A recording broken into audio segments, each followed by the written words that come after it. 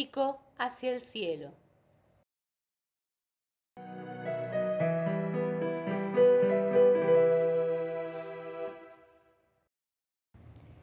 Hoy les hablaré sobre el libro de los números.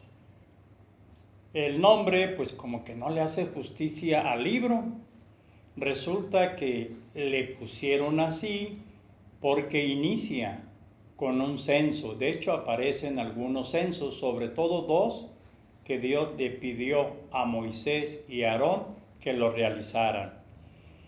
Este libro hay que entender que terminó de escribirse cuando el pueblo judío regresó del exilio de Babilonia, cuando ya habían reconstruido una vez más el templo, las murallas, la ciudad, y los que se encargaban de dirigir al pueblo, pues eran los sacerdotes. Este libro hay que pensar y ver que terminó de escribirse 700 años después de la muerte de Moisés. Entonces, para recordar todos estos detalles, esta información, hay que entender que está la tradición oral. Hay que entender que había por ahí algunos escritos de manera un poquito informal, no muy metódica, y que todo esto en manos de los sacerdotes vinieron a terminar este bello libro. Ahora, el libro nos da a entender que hubo 40 etapas en las cuales el pueblo de Dios iba avanzando a través del desierto. Vivieron allí 40 años también. Aquí lo interesante es que cuando la nube, porque una nube siempre acompañó al pueblo de Israel, esa nube era la presencia real de Dios. En el día, esa enorme nube les proporcionaba algo de sombra y disminuía un poco el calor.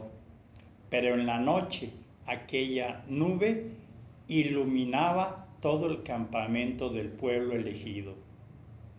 Entonces Dios le dijo a Moisés: prepárate 2 trompetas de plata bellamente decoradas, para que des la orden de partir, de caminar, o también des la orden de detenerse y volver a armar los campamentos. El pueblo ya sabía, si la nube se movía, ellos rápido quitaban su tienda, enrollaban todo, guardaban sus cositas, se preparaban para viajar. Si la nube se detenía, es que ahí tenían que acampar y estar un buen tiempo tranquilos. Ahora bien, este libro tiene cosas interesantes, curiosísimas. Por ejemplo, la ley de los celos. ¿Sí? ¿Escuchó usted bien? Si el marido sospechaba de que la esposa le estaba haciendo infiel, que la esposa lo estaba engañando o lo había engañado, la hacía acompañar ante la presencia del sacerdote. El sacerdote obviamente interrogaba a la esposa y tomaba una vasija de barro en la cual le ponía agua, le echaban tierra y lanzaba una maldición, una amenaza. Le decía el sacerdote: si fuiste infiel, dilo. Si no, pues atente a las consecuencias. Y efectivamente, la maldición consistía en que la mujer, después de tomar esta agua con la maldición, si había sido infiel, su vientre crecía y quedaba estéril. Pero si había sido fiel, no le pasaba nada. Es más, Dios la bendecía para que fuera fértil. Tú te preguntarás, en el desierto, ¿qué ocurre? Pues muchos problemas. No hay agua, no hay árboles, no hay alimentos. Y Dios previó todo, dándoles el maná, que era como una especie de escarcha de rocío temprano, donde el pueblo lo levantaba, lo amasaba y se lo comía como si fuera un pan sin levadura. Pero luego el pueblo se quejó de que ya estaban hartos de maná y querían carne. Moisés va a la tienda del encuentro, donde Dios se presentaba ante él cara a cara y le explicaba la situación. Entonces Dios mandó en ciertos momentos, de manera continua, muchas codornices. Recordemos que estas aves migratorias cruzaban el mar Mediterráneo y llegaban hasta África y un poco de Asia Menor. Pero como el viento era demasiado fuerte, Dios iba actuando en su divina providencia. Estos pobres pajaritos ya iban muy extenuados y ya iban casi a ras del suelo, digamos que a 1 metro. Entonces sí, los judíos podían atraparlos, matarlos, cocinarlos y comérselos. Pero luego, algunos que dudaban de la misericordia de Dios, de su divina providencia, decidieron la primera vez matar de más, comer de más. Dios se enojó y mandó una enfermedad para esas personas que murieron. Y por cierto, pues ahí le llamaron las tumbas de la gula. Murieron muchos israelitas. Después Moisés ordenó que fueran exploradores, uno por tribu, a conocer la tierra de Canaán, para ver si era buena, era mala, si había agua suficiente, si estaba amurallada o no, si la gente era agresiva o no. Después de un tiempo regresan y dan un buen informe.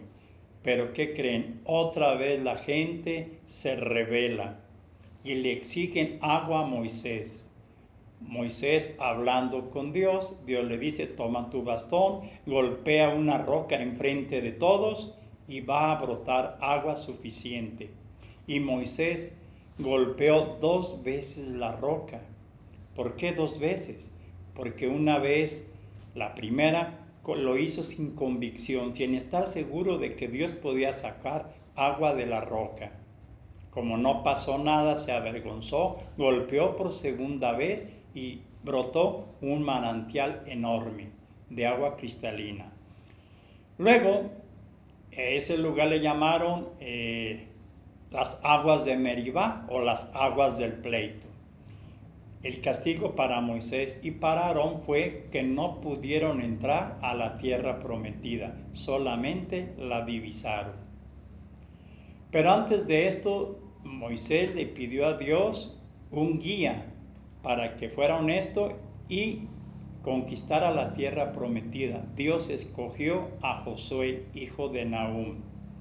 Pero también Dios le mencionó a Moisés antes de que muriera el nombre de 6 ciudades refugio, por si algún hombre en pleito con otro, lo mataba y de manera involuntaria o accidentalmente pudiera refugiarse y que no lo mataran, porque era ojo por ojo, diente por diente.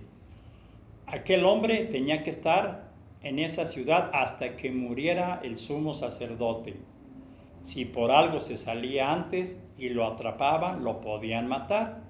Pero si moría el sumo sacerdote, aquel hombre podía regresar a su tierra, libre y sin ningún problema. Yo te invito a que conozcas, leas el libro de los Números. Es muy interesante.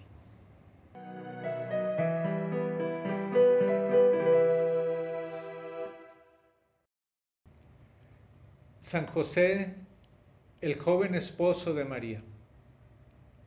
Decía el beato Guillermo José Chaminade, nos preguntamos por qué el Evangelio habla tan poco de San José, pero ¿no lo dijo todo cuando nos enseñó que él era el esposo de María?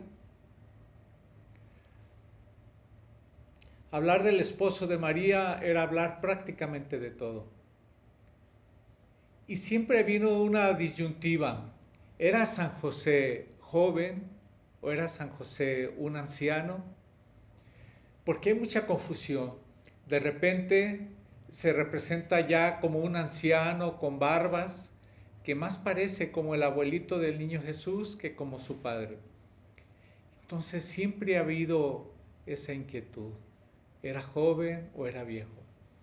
Y el venerable Fulton Sheen, obispo americano, comentó alguna vez, haciéndose esta misma pregunta: ¿era San José viejo o joven? Y empieza a hacer un análisis muy interesante. Primero nos hace ver que hay algunos libros apócrifos que hablan sobre San José, de que era un hombre ya mayor cuando se casó con la Santísima Virgen. Libros muy antiguos, pero apócrifos. Y a raíz de esto, el arte, a partir del siglo IV, empezó a representar a San José como un anciano basado en estos escritos apócrifos. ¿Qué es un escrito apócrifo? Es un escrito que no tiene certeza de que sea real, que no está comprobado. Y entonces el arte empezó a representar así a San José, como un anciano. Y posteriormente, la historia, ya en la iglesia, adoptó esto como una realidad. Y lo hacía en cierta forma para salvar un poquito como la virginidad de la Santísima Virgen María. Es decir, una jovencita casada con un señor ya mayor, entonces el señor ya mayor, por su propia naturaleza de edad, protegía aún más la virginidad de esta jovencita. Y siempre se creyó así, pero no, esto ha sido un error. San José puede haber sido acaso un anciano. Alguna vez a la Madre Teresa, a la Madre Angélica le preguntaron en un programa de televisión. La Madre Angélica es fundadora de la cadena televisiva más grande del mundo católica, que es EWTN. Le preguntaron: Madre Teresa, los evangelios no hablan nada sobre si San José era joven o era anciano. ¿Usted qué cree? Y ella dice: tiene razón.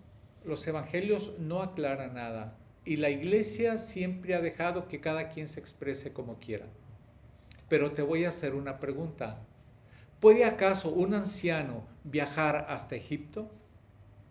Para que nos demos una idea, de Nazaret a Belén había aproximadamente 128 kilómetros y de Belén a la pura frontera con Egipto había solo 64 kilómetros.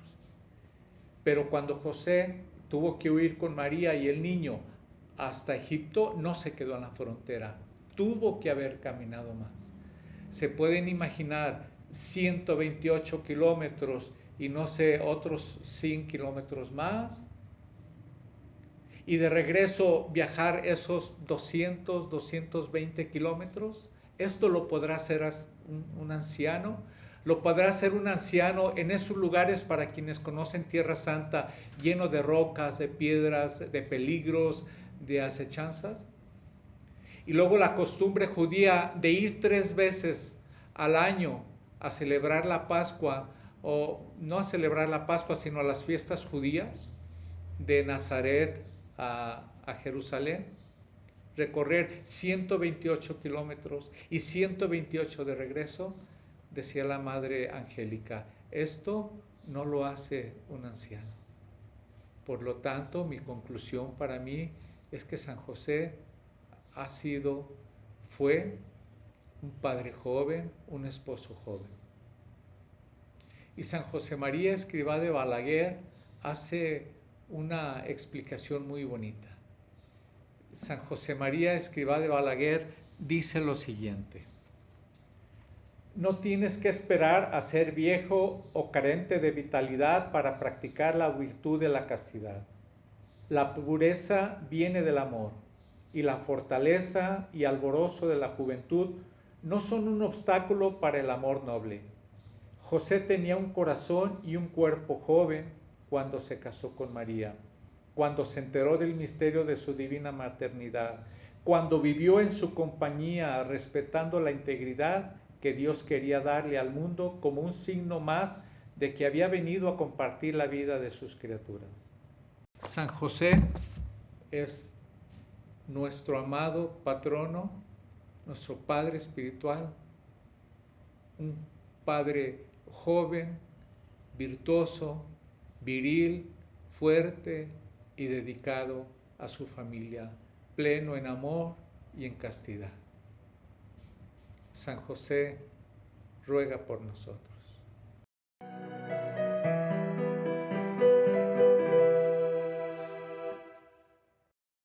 Hay una frase que va a servirme para la siguiente historia relacionarla, y es sobre la divina providencia. ¿Pero qué es la divina providencia? Pues es el ejercicio de la paternidad de Dios para con todos sus hijos. Hay una historia de un santo poco conocida, San Luis Scozzoppi, un santo italiano que nació en el año 1804. Después de estar estudiando, se consagró, fue ordenado sacerdote, pero él decidió dedicar toda su vida al servicio de las niñas que estaban huérfanas o que estaban desamparadas, que vivían en la calle, lejos del apoyo de papá o de mamá. Él les buscaba sustento y también buscaba de alguna manera educarlas en la fe, educarlas también a leer, a escribir, a que fueran personas de bien, porque recordemos, quien educa a una mujer está educando a toda una familia. Para esto, en el año de 1837 fundó una congregación religiosa de las Hermanas de la Providencia. Esto lo hizo, obviamente, pues gracias a la generosidad y colaboración de muchos donadores y de personas que generosamente daban, aunque fuera un poquito, pero daban. Muchos laicos comprometidos en esta obra. El orfanatorio, ya se podrán ustedes imaginar, hay muchas necesidades: jabón, papel, alimentos, agua, cobijas, sábanas, inclusive medicinas. Entonces el orfanato pues tenía una economía mala, deficiente, siempre andaba a ver cómo le hacía. Y muchas veces San Luis se veía obligado a salir a las calles, a pedir limosna, a solicitar donativos generosos. Y casi siempre llegaba con algo de alimentos, de donativos para sus niñas huérfanas. Imaginémonos la alegría de estas chiquitinas al saber que iban a comer, al menos más o menos bien. Resulta que en una ocasión se encontró con un hombre iracundo y él le pidió muy amablemente una caridad. Y aquel hombre de mal genio le soltó un puñetazo y le golpeó la cara. Luis, en vez de contestar la agresión, se levantó tranquilo, saca su pañuelo, se limpia el golpe y le dice: esto fue para mí, pero para mis niñas huérfanas, ¿qué me puede dar hoy? Aquel hombre reaccionó, cayó de rodillas, le pidió perdón y luego se levanta y le da una ofrenda generosa. Nuestro santo, después de este encuentro, fue a comprar los víveres que le hacían falta. Llegando con sus niñas, les dio todo aquello para que se alimentaran. Y unas niñas muy curiosas le preguntaron: Padre, ¿por qué trajiste hoy mucha comida? Y él, Luis, tocándose su mejilla, dijo: es que la divina providencia tiene formas muy raras de darnos lo que necesitamos. Hay una moraleja, que es la siguiente: hay que tener fe en la providencia de Dios. Yo te pregunto, ¿tú qué haces por socorrer las necesidades del prójimo? Recordemos que la iglesia todos los días primero recibe ofrendas. Sé generoso como debe ser tu alma.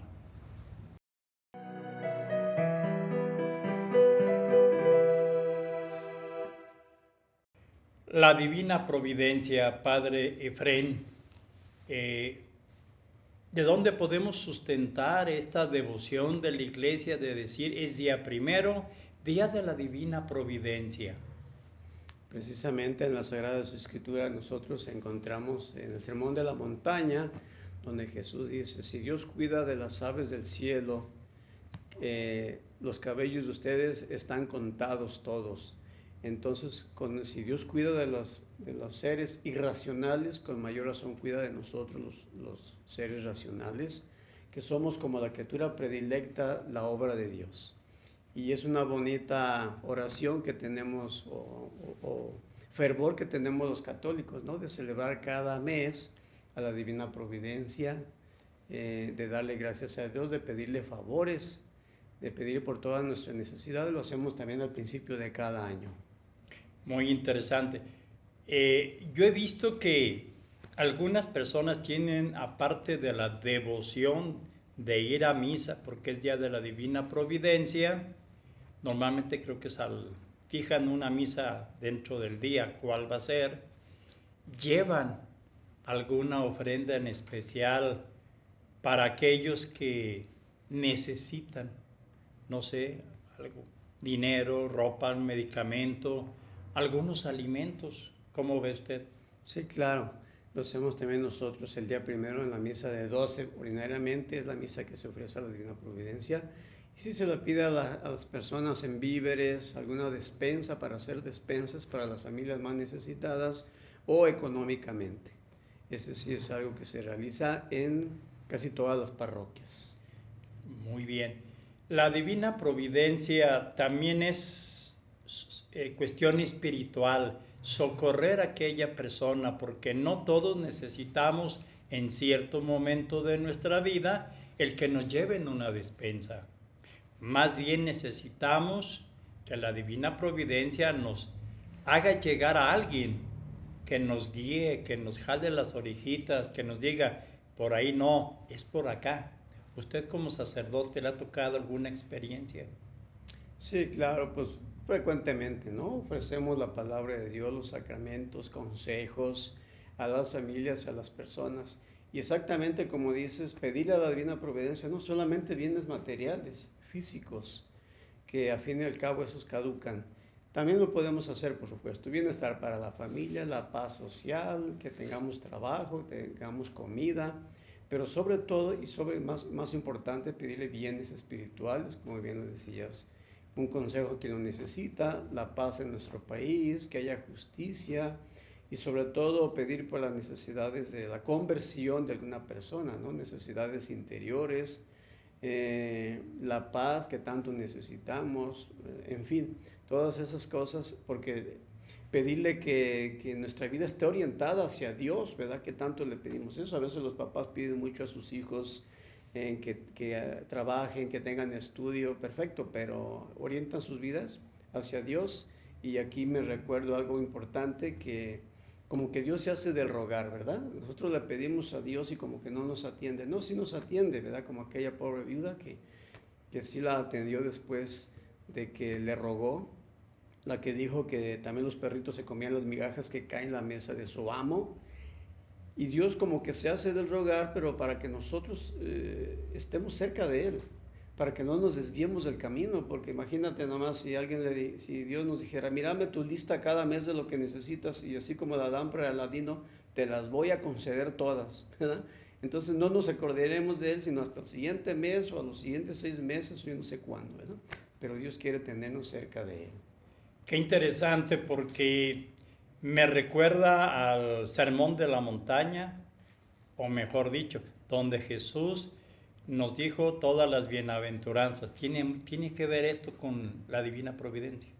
Sí, claro, eso mismo que ya decíamos de cómo Dios se preocupa infinitamente de todos nosotros, ¿verdad? Se preocupa de, si decimos que ya tiene hasta los cabellos contados, eso nos recuerda lo que decía San Agustín, que el amor de Dios es infinito, el conocimiento de Dios hacia nosotros es infinito, la sabiduría de Dios, la autoridad de Dios es infinito, y decía San Agustín, como diciendo, Dios nos conoce a cada uno, a ti, a mí, a él, a los millones de personas que hay en el mundo, que ha habido y que habrá, nos conoce a cada uno como si fuéramos únicos en este mundo.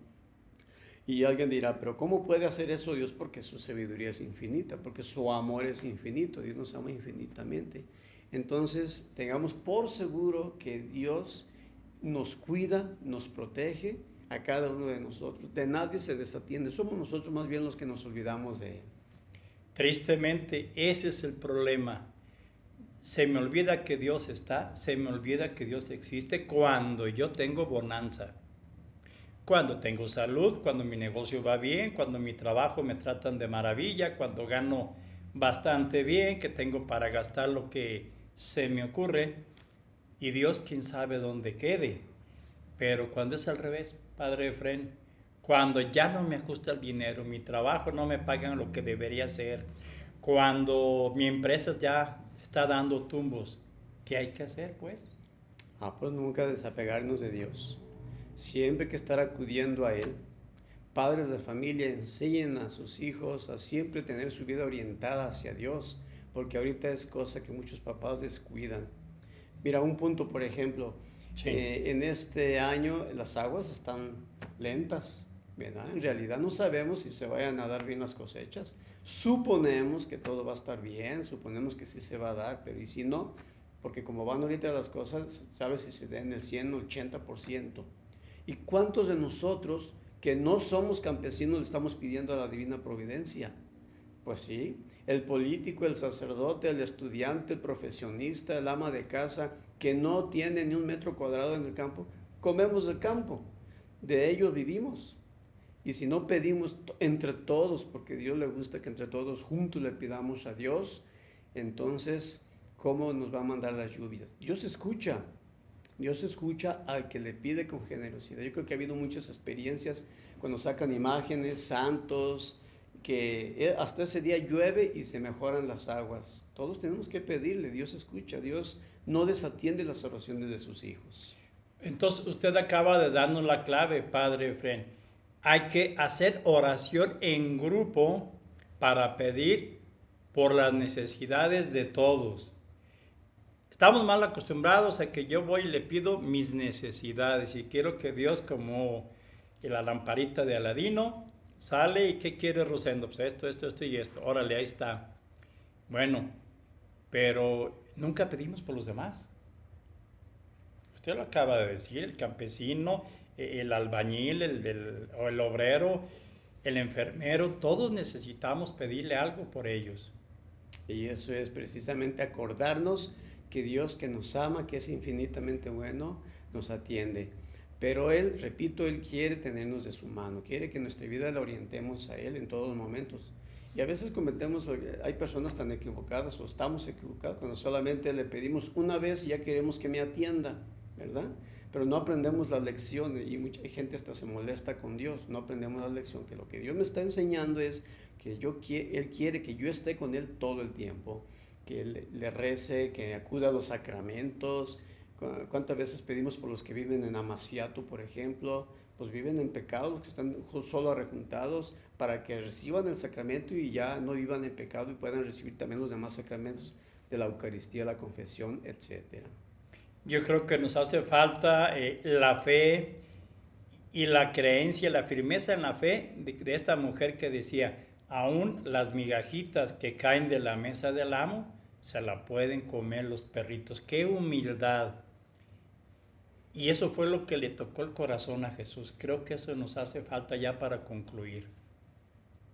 Sí, pues darle gracias a Dios, pedirle favores, podemos pedirle todo lo que queramos, Pero no nos quedemos solo, como decíamos, en los bienes materiales. Pidamos bienes espirituales que son para nuestra salvación.